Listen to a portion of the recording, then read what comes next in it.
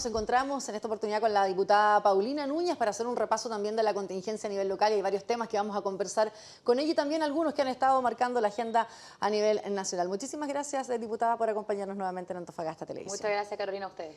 Diputada, hay un tema que ha sido contingente desde que se da la cuenta pública de la alcaldesa de la ciudad, Karen Rojo, con un anuncio que es uno de los que quizás hemos venido escuchando los antofagastinos hace mucho tiempo. Y aquí durante esta jornada usted da una opinión al respecto de este anuncio de un tren urbano que ocuparía además las vías del actual ferrocarril, incluso, dice la alcaldesa, con conversaciones bien avanzadas con la propia familia Luksic.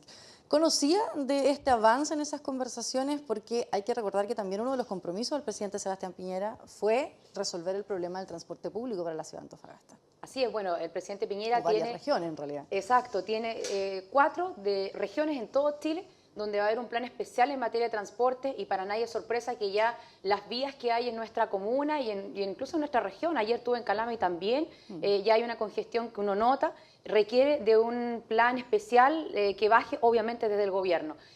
Yo creo que además, Carolina, no solamente hoy día se requiere una solución, sino que lo que hemos venido conversando desde hace mucho tiempo, yo me reuní hace un par de meses, menos incluso hace un mes, con el gerente, por ejemplo, del ferrocarril Antofagasta-Bolivia para la utilización de sus vías, con la Cámara Chilena de la Construcción, también hace un par de meses, y vimos varios proyectos, uno de esos, ellos han sido uno de los grandes impulsores de un tren rápido para la comuna, bueno, con distintos actores, hoy incluso asesores, ¿cierto?, como es el arquitecto Emilio Ugarte, y uno misma. Yo cuando asumí la primera vez una campaña en el año 2010, uno de mis folletos decía un tren rápido, incluso soñaba más grande, ¿cierto?, que pudiera unir a algunas comunas como era Antofagasta con Calama. Pero la verdad es que estos proyectos, Carolina, no tienen ningún resultado si uno no trabaja en equipo. Y ese es el punto. Yo creo que aquí nadie puede oponerse a secas porque la idea la levanta una autoridad o nadie puede salir a aplaudir la seca por lo mismo porque forma parte de la barra de la autoridad. No, yo creo que aquí hay que actuar con responsabilidad, hay que actuar en equipo y hay que entender que un proyecto como ese, lo mínimo que requiere es el gobierno que está de turno, nuestro gobierno. Por ejemplo, permisos, autorizaciones de los ministerios de Transporte, de Vivienda y Urbanismo, de los fondos, por ejemplo, que bajen desde el FNR o incluso, como se construyó en su oportunidad nuestro estadio, con fondos públicos y privados. Entonces, aquí hay que poner foco, y obviamente ya hablo con un tema más político, ¿cierto?, no solamente en la idea, sino que en la forma de cómo vamos construyendo ciudad. Si la alcaldesa sigue trabajando en forma aislada, anunciando proyectos que después el mismo ferrocarril salió diciendo hoy día que no estaba en los estudios y que la verdad ellos creen que es un buen proyecto, pero a largo plazo, lógicamente hay que partir en algún minuto, no va a tener cabida y nadie va a querer sumarse, ¿cierto?, a un proyecto como ese si no están todos los actores en la mesa. Entonces no habría proyecto de prefactibilidad, no habría nada avanzado, no, sería un anuncio entonces que la alcaldesa da... Claro, porque cuando tú haces, Carolina, una cuenta pública, me imagino yo que, como bien dice el título de esa ceremonia, rindes cuenta de lo que ya has hecho y, por supuesto, que haces algunos anuncios. Pero cuando la autoridad es responsable, los anuncios al menos tienen un presupuesto, una planificación y algunos actores que saben de la materia. O sea, no pueden estar nombradas ayer en la cuenta algunos actores que hoy día, al primer día post anuncio de una idea o de un sueño, en fin, se bajen de la mesa. Entonces, creo que aquí hay que actuar con responsabilidad, con todos los actores en la mesa, entendiendo que hay un gobierno de turno y de ese gobierno va a depender el proyecto. Si al final es eso, casi que de ese gobierno va a depender el proyecto, más por supuesto si vamos a ocupar las vías del ferrocarril, obviamente de esa empresa privada también. Pero yo me detengo en eso, Carolina, o sea, creo que es clave, es importante entender que voy a poner un ejemplo de un proyecto que lamentablemente ya es ícono. Los proyectos chaquetas blancas ya no pueden seguir siendo anunciados 1, 2, 3 o 4 veces por la autoridad comunal mientras eso no se concrete. Los proyectos chaquetas blancas, los ocupo en general, ¿cierto?, casi como un modelo, son los que hoy día tienen a la ciudadanía con expectativa, con esperanzada y lamentablemente casi siendo engañadas, porque obvio que las personas que están, y todo, yo soy antofagastina, vivo acá, entonces uno se siente esperanzado de que ojalá tengamos, pero si las cosas parten mal, van a terminar mal como pasó con Chaqueta Blanca. Ahora, ¿qué se puede decir entonces frente a eso, frente a la comunidad? ¿Cuánto habría de disponibilidad? El gobierno, lo decíamos recién, ¿cierto?, se compromete con dar soluciones a algunos puntos del país que ya presentan un estado crítico en su transporte público. Sí. ¿Cuánto de eso entonces se podría avanzar, diputada, y en qué corto plazo? Porque también usted hacía alusión a este compromiso que usted hizo en su primera campaña, pero ya cumplió un periodo de 4 años sin poder a lo mejor sacar adelante ese proyecto porque requiere de un montón de otros organismos, Actores. obviamente, que están comprometidos. Entonces, ¿cómo podríamos decirle a la comunidad que en definitiva se confía en que a lo mejor en este gobierno del presidente o en su gestión como parlamentaria impulsando o tratando de lo político generar los Gestionar, recursos ese es o, nuestro claro, trabajo. gestionar Sí. efectivamente? No, primero dejar en claro que nuestra región está incorporada dentro de la planificación de mejoras en materia de transporte del programa del presidente Sebastián Piñera. O sea, hay solamente 4 regiones que van a estar dentro de estos planes especiales y una de esas regiones es la nuestra, que lógicamente tenemos un problema. O sea, por eso estamos ahí también, porque hay que enfrentar ese problema y que tiene que tener una solución.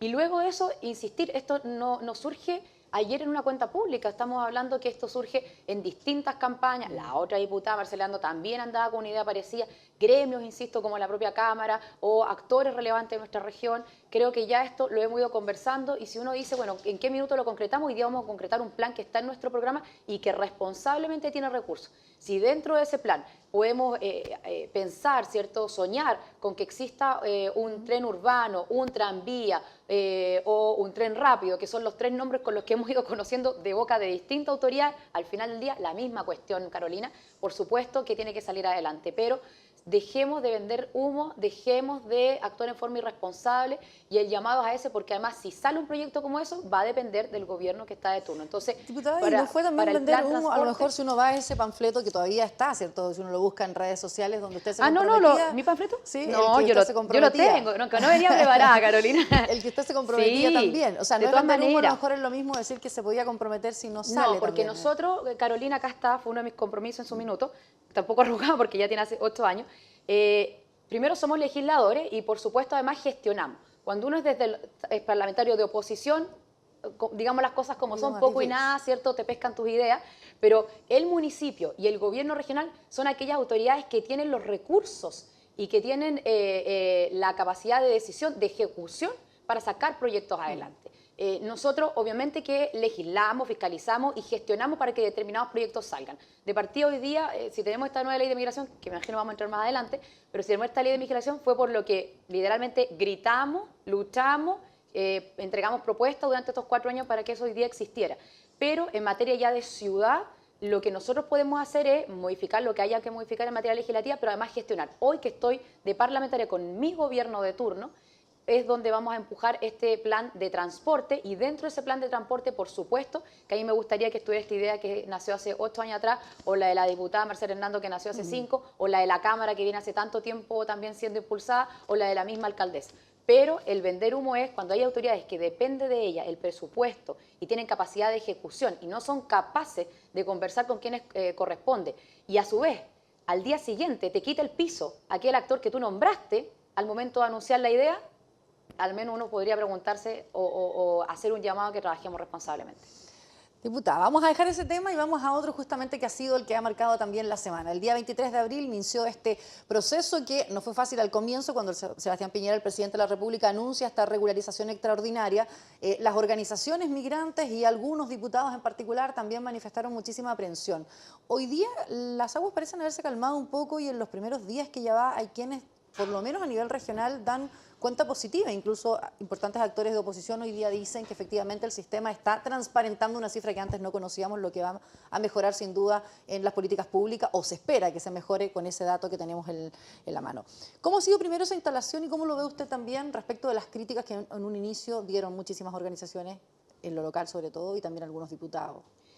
Carolina, yo no los culpo, tampoco los critico. Yo creo que respondía al miedo de poder enfrentar un proceso histórico en Chile. Desde el año 1975, que teníamos una norma que ya está obsoleta, que no respondía a la realidad que estábamos viviendo con esta ola migratoria que llegó para quedarse y que sin ninguna norma de exigencia de requisitos, de papeles antecedentes, en materia de salud, por ejemplo, que pudiéramos aplicar, nos vimos envueltos en una improvisación para poder sacar adelante esta migración y apoyar y trabajar con ella esta migración que estábamos recibiendo. Por lo tanto, creo que la actitud que tuvieron las organizaciones de migrantes responde a eso, pero me tocó estar, Carolina, en el Víctor Jara y realmente era emocionante escuchar a los miles, y no estoy ocupando un número para exagerar, miles de inmigrantes que ordenadamente, con sus niños, con sus familias, concurrieron al llamado del presidente Piñera a que entregaran y se anotaran su información para poder avanzar en este proceso de regularización. Y cuando el presidente ingresa, no solamente recibe una ovación, sin haberlo escuchado aún las personas que estaban allí, sino que además cuando él dice claramente que sean ellos bienvenidos, segunda ovación, y luego sigue con su discurso y dice bienvenidos los que han venido a aportar, a trabajar, o sea, ustedes, pero queremos cerrarle la puerta al narcotráfico, a las personas que han venido a delinquir. Nadie le cuestionó que estuviera, por ejemplo, mezclando migración con delincuencia, sino que los mismos inmigrantes volvieron a aplaudir, volvieron a ovacionarlo, porque ellos mismos, en su mayoría, han arrancado de países donde lamentablemente hoy día las mafias y el narcotráfico están presentes. Y los inmigrantes y los chilenos, sin distingo de nacionalidad, lo único que quieren las personas es vivir en un país seguro, que les dé oportunidades, que les entregue una mejor calidad de vida, y es eso lo que hoy día estamos haciendo, ordenar la casa. Llegó el momento de poner orden, y yo quiero destacar, Carolina, la labor que ha hecho el intendente regional Marco Antonio Díaz en este proceso, porque todos esperaban, y el primer día hubo mucho medio nacional, incluso en nuestra región, en nuestra comuna, esperaban que aquí la cuestión no resultara, que no diéramos abasto, que se cayera el sistema o que fueran eternas las filas por muchas semanas. Obviamente que el primer día resultó una fila larga, pero nosotros también lo agradecemos porque había una expectativa y se respondió por parte de los inmigrantes a este proceso de regularización. Pero el intendente estuvo presente en la madrugada, sin cámaras, sin flash, estuvo presente en la madrugada de los 2 primeros días para poder fiscalizar, estar en terreno y ver que este proceso funcionaría bien. Y a mí me llena orgullo que en nuestra región, donde algunos esperaban eso, al revés, dimos ejemplo de que aquí con mayor razón, porque ya llevamos mucho tiempo tratando de convivir, ¿cierto?, entre todos nosotros, el proceso fuera un ejemplo para el resto del país. La diputada Pérez dijo acá en Antofagasta que esto era o tenía tintes más bien de populismo. ¿Dónde podría entenderse un populismo en esta materia, diputada?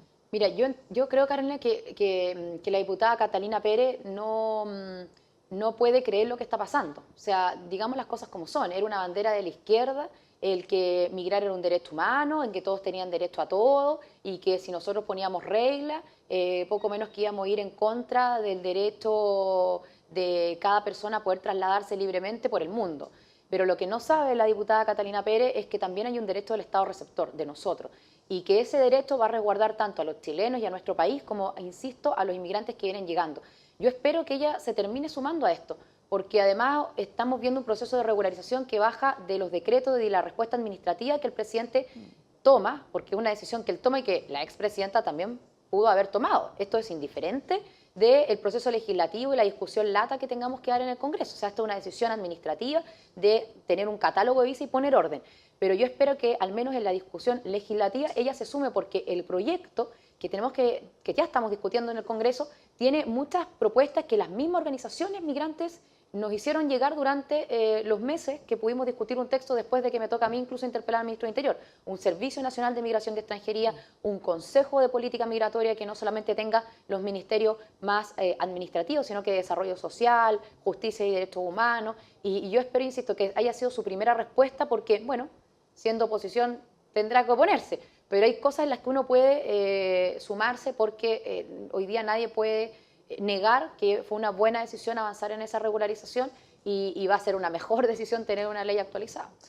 Con las organizaciones que trabajan con migrantes en Antofagasta también, diputada, ¿cómo está su relación justamente con ellos que también en algún minuto tuvieron un poco de crítica al proceso? ¿Se ha logrado reunir? ¿Ha visto cómo estos 3 días a lo mejor ellos están evaluando este proceso? Mira, Carolina, yo nunca he tenido problema con las organizaciones migrantes. Nuestro problema ha sido con una persona en particular que me da lo mismo nombrarla, pero porque trabaja en la municipalidad y todos han sabido que desde las campañas a la fecha hemos tenido ahí diferencias con la alcaldesa. Entonces, si esa persona es pagada por la alcaldesa, obviamente que va a tener diferencias con políticas con nosotros. Pero yo me reúno constantemente con organizaciones de migrantes, en los campamentos. Sí, claro, o sea, no es, y con muchos colombianos que incluso no están en la propia comunidad formalmente y que no están de acuerdo tampoco cómo se ha llevado a cabo esa organización. Entonces, a mí no me gustaría generalizar porque en mi propia oficina yo recibo constantemente a personas inmigrantes que vienen llegando y, por ejemplo, estuvimos en el sector de la Villa Chica, lo aprovecho de mandar saludos a Frank, que es el presidente, donde yo quiero destacar ese modelo, esa forma de convivir. Estamos hablando de una villa, de una población con casas definitivas, ¿verdad? Y atrás de ellos, o alrededor en realidad, porque ya creció mucho, hay campamentos, incluso algunos dentro de las viviendas que se desalojaron en los últimos meses de la antigua administración, y que todos ellos han podido convivir porque han entendido que algunas familias no tienen otra que vivir en esa situación y que están ya por obtener o entrar en un proceso de una vivienda definitiva. Entonces, en las familias que allí viven, el 80% son familias inmigrantes y con ellas compartimos, no solamente en reuniones de trabajo, ahora me invitaron al Día de la Madre, vamos a estar allá, vamos a tratar de acompañarlos, entonces con ellos hemos trabajado durante todos estos años. Diputada, quiero llevarla también a otro tema, dejando el tema migratorio, el tema del desempleo. Se ha cruzado durante las últimas semanas con otra discusión importante que actores relevantes del mundo empresarial han dado. Desde que Iván Simunovich diera una entrevista, ¿cierto?, sí, a un diario, El Mercurio, en Antofagasta, se puso en el tapete también un poco la fricción que hay y han reaccionado distintos actores diciendo que efectivamente aquí el desarrollo de las empresas mineras no ha sido traspasado finalmente a las ciudades donde ellas están emplazadas. Esto se cruza con las altas tasas de desempleo que todavía mantiene la región de Antofagasta, sí, y que no han podido despegar pese a que había confianza en que la reactivación podía llegar más pronto. Eso todavía no ha sucedido. ¿Cómo ha visto también este debate y con qué ojos habría que mirar la proyección también de algunas de estas organizaciones, en particular la IA, hoy día con el pago, por ejemplo, de los 90 días, o más incluso de 90 días, sí, 120 días, los turnos 7x7? ¿Cuál es la proyección que usted hace también de esta discusión o debate que se está dando a nivel local? Me pesco de lo último que dijiste, Carolina, del famoso proyecto 7x7, que algunos decían que era inconstitucional, que era vinculante, obligatorio, que no podíamos avanzar de esa forma, pero al final del día hay proyectos que sirven para poner los temas sobre la mesa. O sea, no, yo también tenía mi duda que si iba a pasar o no el primer filtro de admisibilidad en la Cámara, y no solamente lo pasó, sino que se puso en tabla en la Comisión de Trabajo, pero nosotros, más allá de un proyecto, lo que perseguimos es precisamente aquello que hoy día estamos todos hablando, y estamos hablando porque estamos sobre el promedio nacional, 3 puntos sobre el promedio nacional de desempleo. Hace 5 o 6 años atrás tuvimos pleno empleo en la región de Antofagasta, entre un 2 y un 3% de desempleo. Y hoy día, lamentablemente, llegamos a un 9,6. Casi estamos en las dos cifras y eso obviamente que no puede ocurrir. Por lo tanto, yo estuve hoy día en la mañana con el intendente, Carolina, en el punto de prensa para hacer un balance de estos días del proceso de regularización. Y voy a transparentar algo, pero internamente decía checklist dentro de mi trabajo. Tenemos ya discutiéndose el proyecto, ya tenemos un orden de regularización y fue un tema que yo impulsé durante estos 4 años. Si alguien me preguntara ahora, bueno, ¿qué viene ahora durante este periodo? Eso. Volver a tener pleno empleo en la región de Antofagasta, que volvamos a crecer, que las grandes compañías que tenemos acá contraten mano de obra local. Ayer, por ejemplo, hablaba con Cristian Rodríguez, todos sabemos que él está encargado de las políticas públicas de la Universidad de Antofagasta, y Cristian me decía, mira, en un seminario, que yo escribí una columna, por eso fue uno también de los motivos de la conversación, nos gustaría que estuviera en la universidad. Yo digo, pero de todas maneras lo teníamos más que considerado. ¿Por qué las universidades? Porque si nosotros tenemos acá nuestras ingenierías y los centros de formación técnica también, ¿cierto?, nuestras carreras técnicas, lo mínimo que puede hacer una gran compañía cuando llama a un concurso es favorecer o ponerle ojo, ¿cierto?, a aquellos alumnos que capacitados, porque no es un argumento que no hay capacitación, capacitados salen de nuestra universidad, de nuestro centro de formación técnica para ser contratados y así no se van esos talentos a otras zonas en nuestras grandes compañías. Pero el llamado principal, ¿por qué también fue a Minera Escondida? Porque lamentablemente Minera Escondida hace un par de meses tomó esa decisión errada de llevar todo el corporativo, los departamentos, los proveedores a Santiago, y eso por supuesto que perjudica a nuestros pequeños proveedores y no se lo podemos aceptar, o sea, así directamente no se lo podemos aceptar. Yo tengo ya un seminario organizado con el ministro de Trabajo y con el ministro de Minería, porque son los dos que tienen que ayudarnos en esto, para no venir a obligar a las grandes compañías, porque no es la labor y es el Ejecutivo y es el Gobierno, pero sí para sacar adelante programas que vayan en esta línea, mayor contratación de mano de obra local, y no me refiero solo a quien maneja la maquinaria pesada, sino que a nuestras pymes también, y por supuesto que partamos con las compañías que ya tenemos acá. Así que meta, poder volver a ese pleno empleo que teníamos hace 5 años atrás, que no vamos a volver a ese pleno empleo de casualidad o solo porque el precio del cobre va a volver a subir. Hoy día leía a Joaquín Villarino que decía que no antes de 4 años vamos a tener recién proyectos mineros, grandes inversiones mineras en Chile y obviamente en nuestra región. Y por lo tanto lo que hay que hacer por ahora es una decisión política y de Estado de tratar, ¿verdad?, de que al menos nuestras regiones, que son las que alimentan a Chile, se vean beneficiadas. ¿Y por qué vía administrativa, legal, se podría regularizar justamente esto de los pagos a proveedores, que ha sido uno de los grandes temas y que muchos lo han puesto como bandera de lucha durante años, pero nunca han podido solucionar? Que es decir, en definitiva, obligar a que el pago sea dentro de los 30 días y no traspasar esos 120 días que finalmente termina matando a muchos pequeños o medianos empresarios en la zona. A mí me invitó el presidente a la Cumbre de las Américas hace 2 semanas más o menos en Lima, y hubo una reunión porque antes de la Cumbre de las Américas, que el encuentro político, hubo un encuentro de empresarios. Y me tocó participar de una mesa donde esto fue tema, donde hubo un compromiso esto está en el programa del presidente y por lo tanto estamos trabajando para que cuando esto se acuerde en una mesa que hay de pequeños, de emprendedores en definitiva o de pymes, pueda salir a la luz. Nosotros creemos, nos faltan solamente 6 votos para tener mayoría en el Congreso, pero creemos que aquí nadie se va a oponer si logramos, ¿cierto?, reducir por ley ese pago de 90 a 30 días. Yo creo que es muy viable que eso ocurra, que por fin ocurra, y más si está en el programa de gobierno, si va a haber un gobierno que patrocine el proyecto y que hay una mesa de trabajo donde están trabajando estos empresarios. Lo veo de buena forma. Diputada, hay quienes apuntan que si esta discusión nuevamente se está dando de cuánto finalmente aportan al desarrollo económico las empresas de la zona, hay quienes dicen derechamente hay que volver a discutir realmente el tema de impuestos y cuánto estas mineras están dejando, ¿cierto?, en los lugares donde tienen sus operaciones. ¿Es una discusión que pueda abrirse a futuro si es que actores se siguen sumando o el gobierno, o en su caso como diputada, estaría no por esa línea de discusión? No, a mí, lógicamente yo estoy de acuerdo. Es más, yo presenté un proyecto hace 2 años de una patente energética, así como tenemos nuestra famosa patente minera, tener una patente energética, porque eran esos los proyectos que se estaban instalando con más fuerza en nuestra región y los que yo espero también se sigan instalando. Pero yo creo que esto va más allá de cuánta plata quede. Estoy dispuesta a eso, que de todas maneras que haya más recursos siempre es bueno.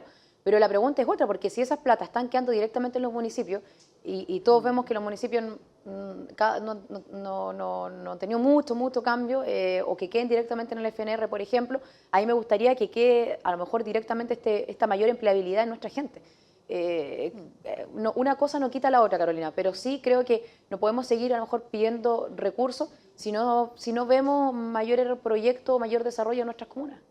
Diputado, usted hablaba de cómo se está pidiendo también la colaboración en esta materia y me imagino que con otras también a los Ceremis actualmente, ¿cierto?, de este gabinete. ¿Cómo ha visto en estas reuniones que también ha tenido en lo político respecto del actual momento? Tuvieron un duro momento en un minuto con las bajas, ¿verdad? Se ha ido ordenando. Lo de Luis Garrido, que finalmente también termina casi por sellar un ciclo que todavía se está buscando, ¿cierto?, ese nombre pendiente. Pero ¿cómo está y cómo ve finalmente el que pueda darse quizás en el corto plazo ese nombramiento y cerrar ese ciclo de cuestionamientos o bajas en algún minuto? ¿Y cómo ve que está funcionando también el gobierno en esa materia, en lo local?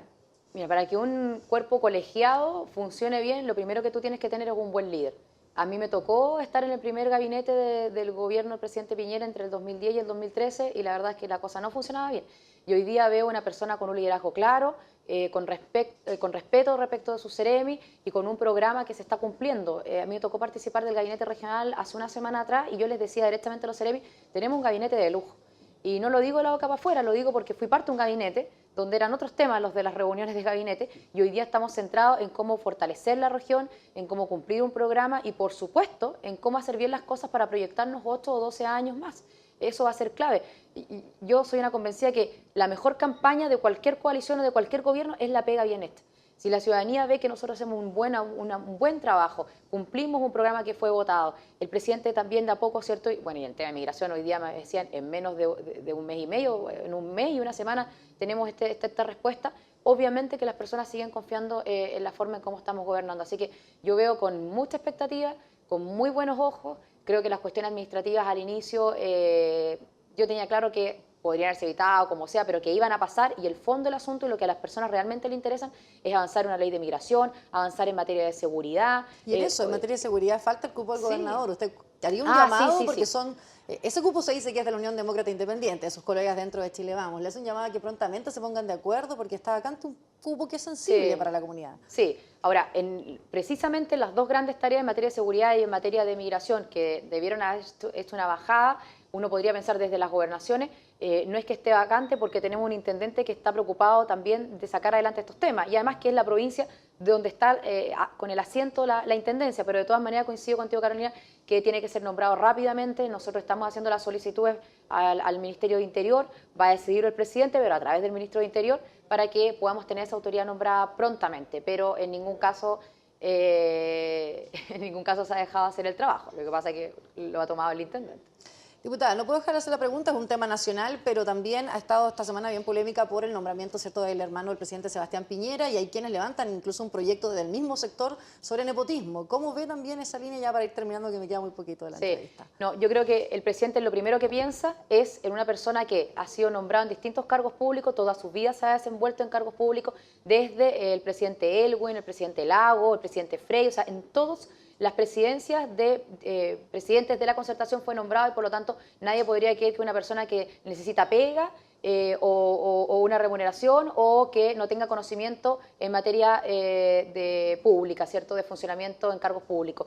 Y yo creo que el presidente, si en algo pensó, fue en la mejor persona que pudiera llevar a cabo las relaciones entre Argentina y Chile.